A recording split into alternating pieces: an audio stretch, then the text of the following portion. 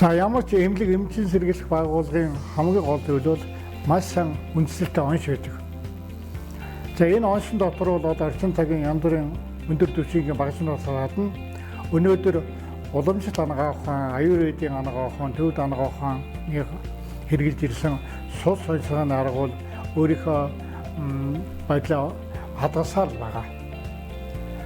Үндсэндээ бол яг хуу цон ганц цаг гэсэн цэгүүдээр бол 5 цул 6 сав эрхтний үйл ажиллагааны байдлыг нийт махан төвшөнд систем хангаар харуулдаг.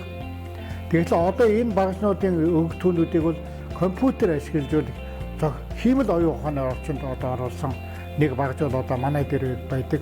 Энэ пүүс гин онцлогооны арга байгаа.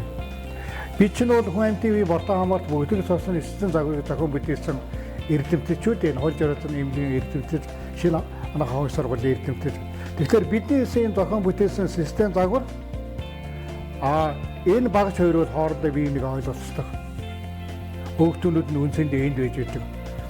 За энэ том онолыг энэ багшийн орчинд тайлбарснараа манай эмнэлгийн дэргэд байгуулагдсан сэргээн засах эмчилгээний хэсэг ялангуяа тэнд одоо шинээр баярлуулсан лазер эмчилгээ, хэт тавианы эмчилгээ, электропорез, шок эмчилгээ дээр нь бол одоо бас орж ирж байгаа энэ дулаан эмчилгээтэй бол энийг таарч байдаг.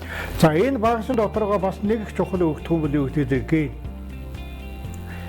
За ген бол энэ дээр яаж гардаг өгтөд тухайн бодгол хүнд байгаа хамгийн одоо төвөгтэй байж болох, алстай өвчин төрөж болох тийм одоо эзэл генүүдийг нь ерөнхийдөө харуулцдаг.